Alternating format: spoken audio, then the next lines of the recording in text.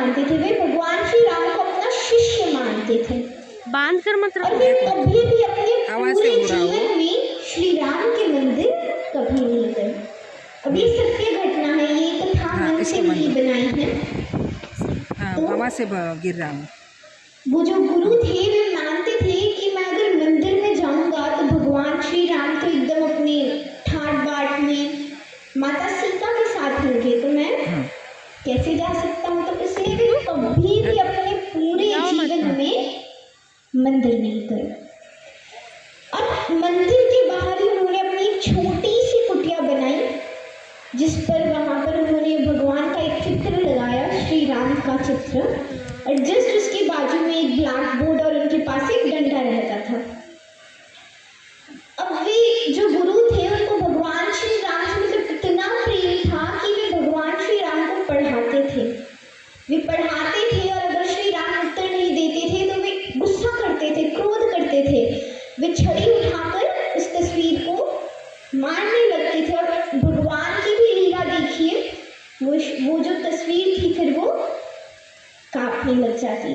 तो उनका रोज का यही रूटीन था कि रोज वे सुबह उठते, भगवान को पढ़ाते, उन्हें डांटते, उनकी तारीफ भी करते कि अच्छा किया तुमने ये वो। तो कुछ समय बाद वो जो संत थे उनके कोई मित्र आए, तो उनके मित्र कहते हैं कि भाई ये कैसी भक्ति है तुम्हारी, अगर कहीं भंडारा होता है वहां पे तो चले जाते हो, पर भगवान के मंदिर तुम आज तक नहीं गए। तो वे कहते हैं कि आज तो तुम्हें मंदिर जाना ही होगा। अब वे संत मना कर रहे हैं, परंतु संत के दोस्तों ने उनको वे खींच कर श्री राम के मंदिर में ले जा रहे हैं। अब मंदिर में ले जा रहे हैं तो वो जो गुरु है वे मन ही मन में कहते हैं कि प्रभु मैं आ रहा हूँ, आप जरा ठीक हो जाइए। तो वो खींच के जब ले जाते हैं और जैसे ही वो संत मंदिर में पधारे तो श्री राम का जो धनुष बाण था वो नीचे हो गया और माता सीता के मुख पर घूंघट आ गया। तो इस तरह की कई सारी कथाएं आती हैं। अब एक बार की बात है कि जब भगवान श्री राम वनवास से आए, वे राजा बने, तो वे लक्ष्मण जी की एक बात नहीं जानते थे।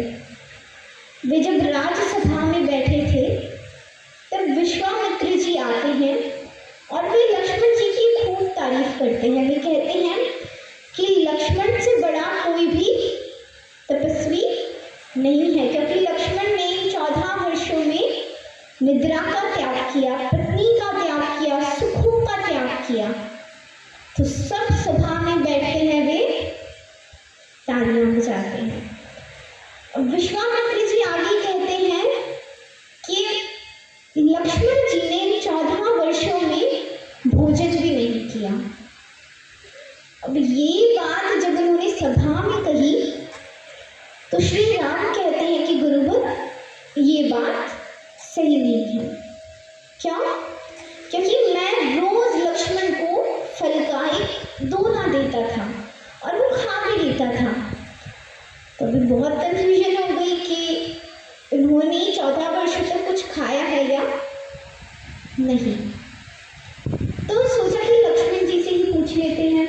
वे लक्ष्मण जी के कक्ष में जाते हैं और उनसे पूछते हैं कि क्या तुमने इन 14 वर्षों में कुछ भी भोजन किया? तो लक्ष्मण जी कहते हैं मैंने प्रभु कुछ भी नहीं खाया। भगवान श्री राम कहते हैं कि प्रमाण बताओ। तो लक्ष्मण जी कहते हैं कि प्रभु आइए, ये जो स्टोर रूम है इसके अंदर आप जब भी मेरे को दोना देते थे तो मैं दोने से कहता था कि हे दोना, मैं भी भगवान की सेवा कर रहा हूँ तो मुझे खाने का समय नहीं है, तो तुम मेरे जो स्टोर रूम है उसके अंदर चले जाओ। अब भगवान, अब आप सोचेंगे कि 14 वर्षों तक अगर वो फल रहा होगा तो वो जरा सड़ गया होगा या कुछ हो गया होगा, पर वो फल स्वयं भगवान श्री राम छूकर लक्ष्मण जी को देते थे। तो श्री राम जब उन चीजों को छूकर देते हैं तो वो कभी भी खराब हो ही नहीं सकता। अब वे कक्ष में जाते हैं, गिनती करवाते हैं। अब जब गिनती करवाते हैं तो उनमें से 4 दोने कम हो जाते हैं। तो राम जी कहते हैं कि एटलीस्ट लक्ष्मण ने 4 दिनों का तो भोजन किया ही है। तो लक्ष्मण जी कहते हैं कि प्रभु मैंने 4 दिनों का भी भोजन नहीं किया। तो वे कहते हैं कि इसका क्या प्रमाण है कि तुमने 4 दिनों का भोजन नहीं किया। तो लक्ष्मण जी कहते हैं कि प्रभु जिस दिन आप वन की तरफ जा रहे थे उस दिन आपने भी कुछ नहीं खाया और आपने मुझे भी कुछ नहीं किया, तो पहला दोना होगा। अब वे दूसरे दोने की बात करते हैं कि जब भरत आ रहे थे और जब उन्होंने सूचना दी कि हमारे पिता नहीं रहे तो उस दिन भी आपने दोना नहीं खाया, तो वो दूसरा दोना होगा। फिर वे कहते हैं कि तीसरा दोना जब माता सीता का हरण हुआ तो उस दिन आपने कुछ भी नहीं खाया, तो तीसरा दोना होगा। अब वे कहते हैं कि प्रभु जिस दिन मैं मूर्छित हो गया था उस दिन भी आपने कुछ नहीं खाया, तो चौथा दोना होगा। तो इस तरह से भगवान की कई सारी कथाएं आती हैं। अब ये चीज मुझे आप सब बताइए कि श्री राम और श्री कृष्ण एक ही है या अनेक है, यानी वे दोनों एक ही है या वे अलग अलग है? एक ही है। तो गोस्वामी जी लिखते हैं कि राम कृष्ण दो एक है, अंतर नहीं निमेश। राम कृष्ण दो एक है, अंतर नहीं निमेश, बस इनके नयन गंभीर है और इनके चक्र विशेष। तो आप सभी गोस्वामी जी और सूरदास जी को जानते होंगे। गोस्वामी जी महाराज भगवान श्री राम के बहुत बड़े भक्त हैं और सूरदास जी श्री कृष्ण के भक्त हैं। अब गोस्वामी जी और सूरदास जी जब भी मिलते थे वे यही बात करते थे कि भाई मेरे राम जी बड़े, मेरे कृष्ण जी बड़े। तो जब भी वे मिलते थे यही बात करते थे। गोस्वामी जी ने एक दिन कहा कि तुम चोर का भजन करते हो, तुम जिनका भजन करते हो वो तो चोर है, तो आखिर तुम्हें आना तो मेरी ही पार्टी में है। तो इस तरह से इनका रोज झगड़ा होता। तो एक दिन उन्होंने तरकीब निकाली कि हम एक तराजू लेकर आएंगे और हम दोनों अपने अपने इष्ट को लेकर बैठ जाएंगे। अब जिसका पलड़ा भारी होगा उसके भगवान जी श्रेष्ठ। अब सूरदास जी तैयार होते हैं, गोस्वामी जी आते हैं। सूरदास जी श्री कृष्ण को लेकर आते हैं और गोस्वामी जी माता सीता और राम जी को लाते हैं। अब वो पलड़े पर बैठते हैं। चलिए आप सब बताइए किनका पलड़ा भारी होगा? दोनों का नहीं। तो क्या हुआ कि वे जैसे ही पलड़े पर बैठे तो गोस्वामी जी ने कहा सियावर रामचंद्र भगवान की। इतना धीरे नहीं कहा था, उन्होंने जोर से कहा था। गोस्वामी जी भगवान श्री राम कृष्ण राम और सीता माता की जय। अब वे पल्ले पर बैठे और सूरदास जी भी कहते हैं कृष्ण कन्हैया लाल की। उन्होंने अच्छे से हाथ खड़े कर जोर से कहा था कृष्ण कन्हैया लाल की।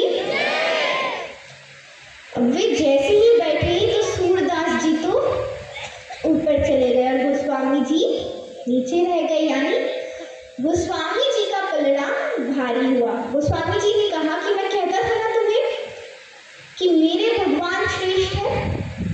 आज तो सूरदास जी इतने क्रोध में हैं कि वे जाते हैं अपने घर में। अब वे रोज जब वे जाते थे तो वे भगवान से बातें करते थे।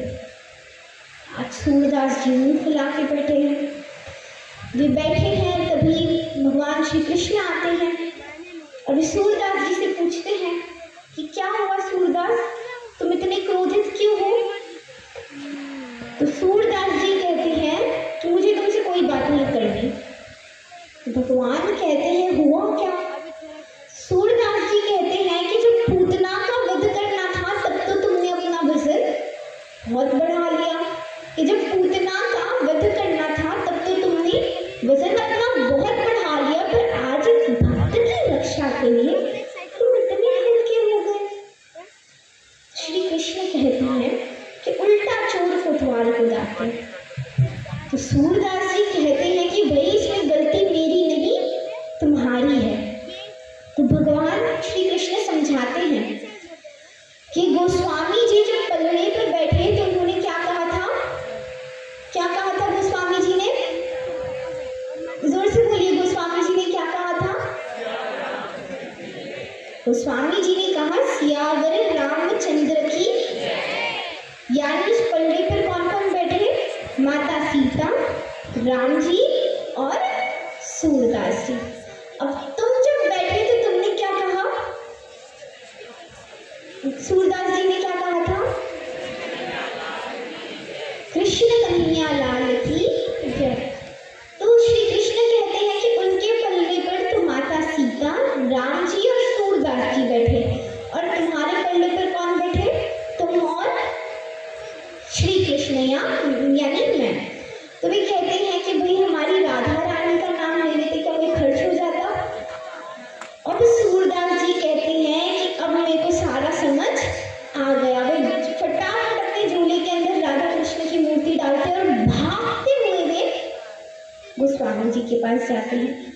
अब वे गोस्वामी जी के पास जाते हैं तो वे कहते हैं कि उस टाइम कोई प्रॉब्लम हो गई थी, अब फिर से हम करते हैं। तो गोस्वामी जी कहते हैं कि ये ऐसा थोड़ी ना कि बार बार हो, ये अब फिर से नहीं होगा। सूरदास जी बहुत समझा रहे हैं कि प्रभु कर लीजिए, पर गोस्वामी जी ने मना किया। तो सूरदास जी मुंह लटकाकर जाने लगे।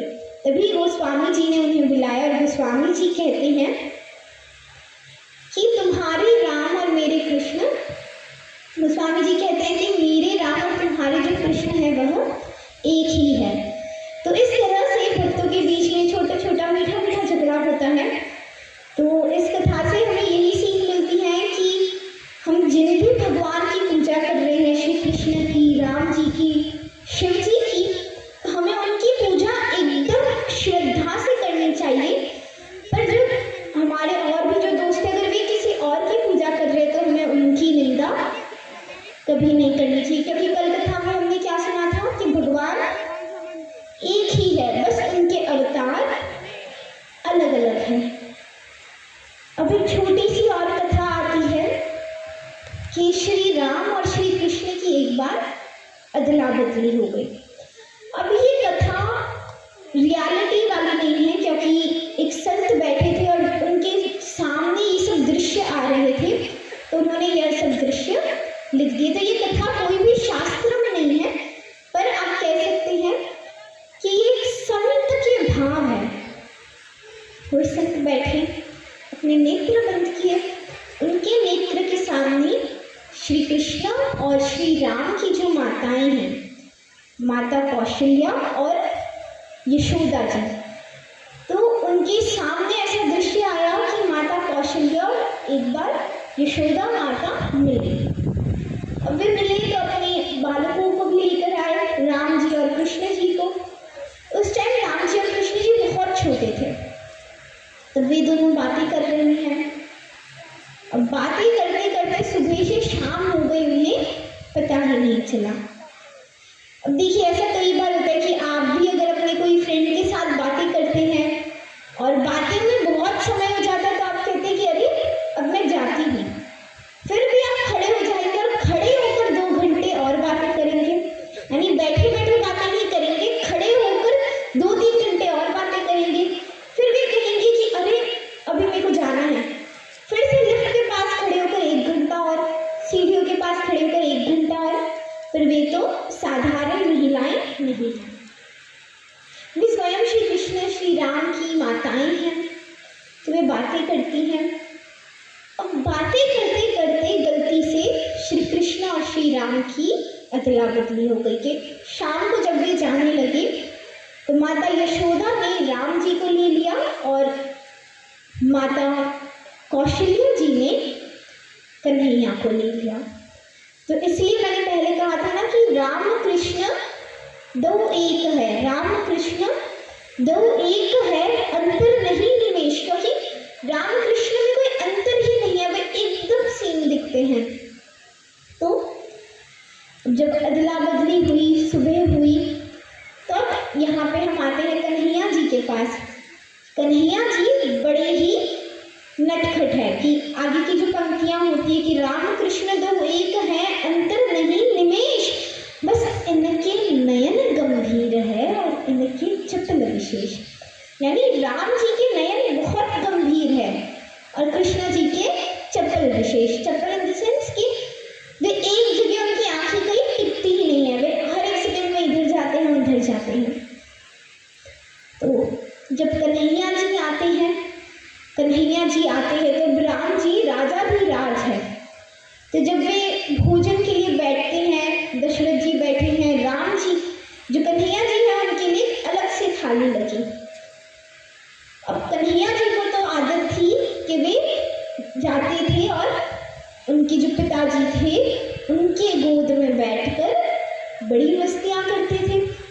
तो आज कन्हैया जी दशरथ जी की गोद में बैठकर उनके दाढ़ी पर सबसे पहले खीर थी, तो खीर उठाते उन्होंने दशरथ जी की दाढ़ी पर लगाई। उसके बाद सब्जी उठाई और दशरथ जी के सर में डाली। और महाराज दशरथ ने सोचा कि श्री राम तो इतने शांत है, वे इतने अच्छे, और आज वे इतने उद्यमी कैसे हो गए। तो दशरथ जी ज्यादा दिमाग नहीं लगाते, बल कन्हैया जी तो बड़ी मस्तियाँ कर रहे हैं। अब यहाँ पे तो एकदम ठीक है, प्रॉब्लम तो सबसे ज्यादा राम जी को हो रही है। क्यों? क्योंकि अब जब राम जी खेलने जाते थे तो उनका वो भी बहुत अच्छा होता था कि सैनिक बोलते थे कि राम जी के खेलने का समय हो रहा है, फिर वे धीरे धीरे चलते थे और खेलते थे। और कन्हैया जी के जो दोस्त थे, अब वे तो राम जी है, तो वे धीरे धीरे चल रहे हैं, धीरे धीरे चल रहे हैं। तो कन्हैया जी के दोस्तों ने कहा कि अरे क्या हुआ कन्हैया, तुम इतने धीरे धीरे क्यों चल रहे हो, ऐसा लग रहा है कि कोई नई नवीली दुल्हन आई है। तो वे राम जी को धक्का मार रहे हैं, उन्हें घोड़ा बना रहे हैं, उनके ऊपर खेल रहे हैं। अब ये सब माता यशोदा ने देखा। माता यशोदा कहती हैं कि ये इतना दुनिया जितना शांत कैसे हो गया। तब माता यशोदा जब ध्यान से देखती हैं तो उन्हें पता चलता है कि राम कृष्ण दो एक है, अंतर नहीं निमेश, बस इनके नयन गंभीर है और इनके चित्र। तो अब जैसे ही माता ने देखा उन्हें पता चल गया कि यह तो राम जी है, क्योंकि उनके नयन बहुत गंभीर है। तब माता यशोदा दो शब्द कहती हैं, वे कहती हैं कि सांवरी सूरत पे मोहन दिल पे वाला,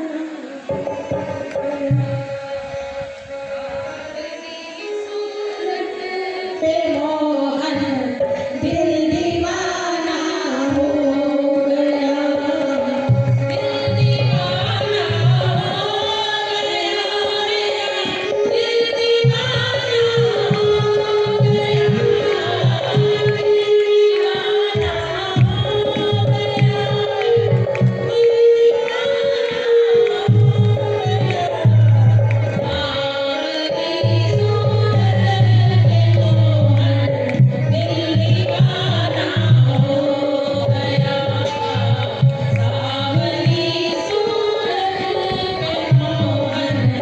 दिल दीवाना हो दोनों हाथ उठाकर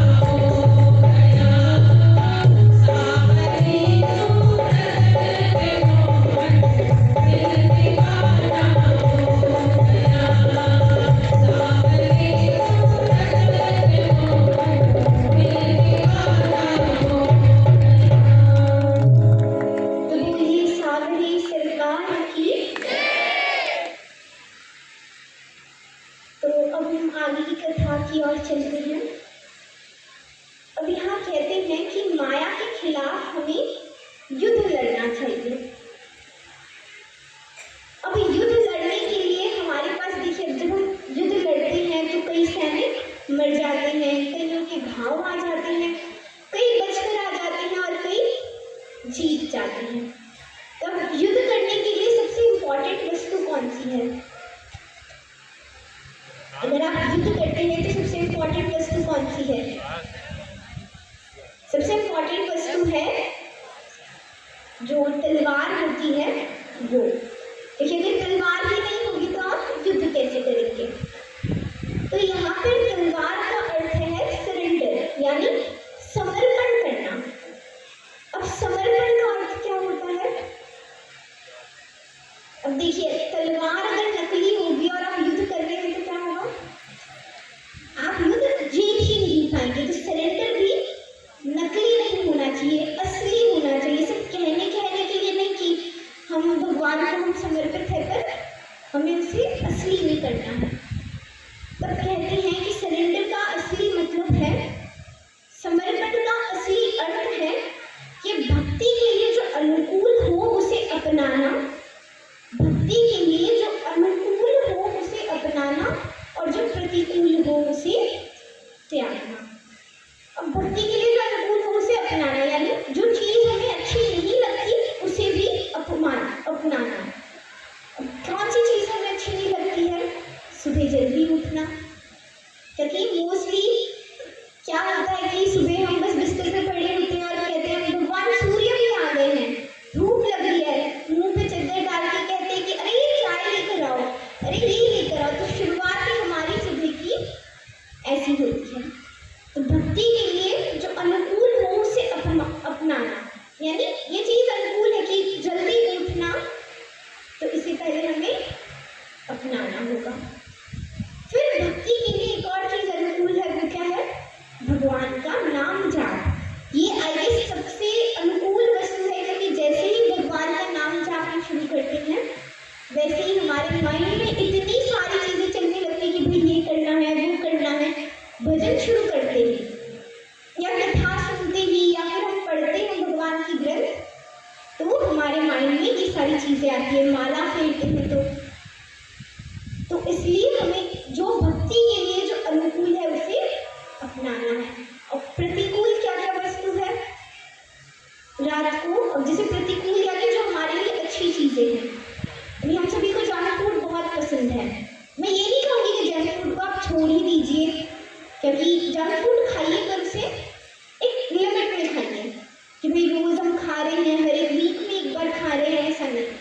कोशिश करिए कि आप हर एक मंथ में एक बार खाएं, धीरे धीरे चीज़ों को कम करें। अब जैसे आज सुबह जब प्रोग्राम हुआ था, पहले आप में से बहुत सारे जन आए थे, तो वहाँ पर भी मैंने यही बात कही थी कि धीरे धीरे चीज़ों को त्यागना जो अच्छी ना हो, और धीरे धीरे उन चीज़ों को अपनाना जो हमें अच्छी नहीं लगती। तो ये मैंने सुबह एक एग्जाम्पल दिया था कि हम अगर एक रूम में बैठे हैं और जस्ट हमारे सामने एक बड़ा सा आइस क्यूब रखा है, तो अब वो जो रूम का टेम्परेचर है वो बहुत कम है, तो वो आइस क्यूब तो वैसे ही रहेगा। अब जैसे जैसे रूम का जो टेम्परेचर है वो बढ़ाने लगेंगे तो वो जो आइस क्यूब है वो धीरे धीरे मेल्ट होने लगेगा। एक ही टाइम में हम बढ़ा देंगे तो उतना जल्दी मेल्ट नहीं होगा, पर धीरे धीरे आप 25 डिग्री, 30 डिग्री, 40 डिग्री बढ़ाएंगे, वैसे वैसे वो जो आइस क्यूब है वो मेल्ट होने लगेगा। अब राम सेतु भी अगर आप देखें तो वो कैसे बना है? पत्थरों से बना है, छोटे छोटे पत्थरों से। यानी रोज छोटी छोटी चीजें हमें अंदर डालनी है और रोज छोटी छोटी चीजें हमें बाहर निकालनी है। ऐसा नहीं कि भाई आज हमने कथा सुनी है, भाई खुद को एक ही दिन में ट्रांसफॉर्म कर देंगे, नहीं। रोज 1% अच्छी आदत डालिए और 1% बुरी आदत निकालिए। भक्ति के लिए सबसे पहले जब हम युद्ध करते हैं माया के साथ, तो सबसे पहले क्या होना चाहिए? जो हमारी सरेंडर की तलवार है वो सबसे मजबूत होनी चाहिए। क्या होनी चाहिए? वो मजबूत। अब उसके बाद जब युद्ध करते हैं तो एक और सबसे महत्वपूर्ण वस्तु क्या है? जब आप युद्ध करने जाते हैं उससे पहले एक बहुत महत्वपूर्ण वस्तु है, वो क्या है? Okay, so I tell you, जो सबसे इम्पोर्टेंट वस्तु है वो है प्रिपरेशन। अगर आपने कुछ प्रिपेयर ही नहीं किया और भी कि चलो आज हम चलते हैं, मजाक मस्ती में चलते हैं, तो नहीं हो पाएगा। तो सबसे पहले युद्ध करने के लिए हमें क्या करना है? तैयारी करनी है, प्रिपरेशन करनी है। अब यहाँ पर अगर हम भक्ति को लेकर आए, माया को लेकर आए, तो उस माया के खिलाफ भी हमें प्रिपरेशन करनी है। अब कैसे प्रिपरेशन करनी है? वैसे प्रिपरेशन नहीं कि घर जाए तलवार ले सबको मारने लगे कि ये हम प्रिपरेशन कर रहे हैं। प्रिपरेशन इन द सेंस कि कथा को श्रवण करना और अच्छी अच्छी चीजें सुननी, भजन कीर्तन करना, क्योंकि ये ऐसा प्रिपरेशन है जो आपको इतना मजबूत बनाएगा कि माया अगर आपके सामने आ जाए तो भी वो आपका कुछ नहीं बिगाड़ सकती। तो पहले तो क्या जरूरी है? क्या जरूरी है? सबसे पहले समर्पण की तलवार, मजबूत तलवार। दूसरी क्या जरूरी है? प्रिपरेशन, भगवान के नाम की कथा सुनना, भगवान का नाम जाप करना, ये प्रिपरेशन है। अब इसके बाद एक और बहुत कीमती वस्तु है जब हम युद्ध करने जाते हैं, वो बहुत इंपॉर्टेंट है। वो क्या है? ओके, तो इसमें मैं आपको हिंट देती हूँ, एटलीस्ट ये आंसर तो बता दीजिए। तो हिंट है कि वो वस्तु हमारे शरीर के अंदर ही होती है। साहस, आत्मविश्वास। और जब युद्ध करने जा रहे हैं या कुछ भी बॉक्सिंग करने भी जा रहे हैं, कुछ भी करने जा रहे हैं, तो सबसे इम्पोर्टेंट वस्तु क्या होती है? बल होना चाहिए और शक्ति। और शक्ति आती कहाँ से? ये शक्ति हमारे शरीर में होती कहाँ है? खाने से। और कोई चीज? ओके, तो मैं आपको बताती हूँ। अगर सबसे इम्पोर्टेंट चीज युद्ध करने के लिए जो हमारे शरीर में है वो है मसल्स। अगर हमारी मसल्स ही कहीं अच्छी नहीं है तो वो हमें मसल देगा, तो मसला ये होगा कि ये मसल गया। तो सबसे इम्पोर्टेंट वस्तु है वो क्या होनी चाहिए? मसल्स अच्छी होनी चाहिए। क्या कभी भी आप युद्ध में जाते हैं, वॉर करने जाते हैं, सबसे इम्पोर्टेंट वस्तु हमारी होनी चाहिए मसल्स। क्योंकि तलवार उठाने के लिए भी तो ताकत चाहिए कि भाई तलवार ही नहीं उठी और हम युद्ध करने चले गए, तो इसलिए मसल्स करिए।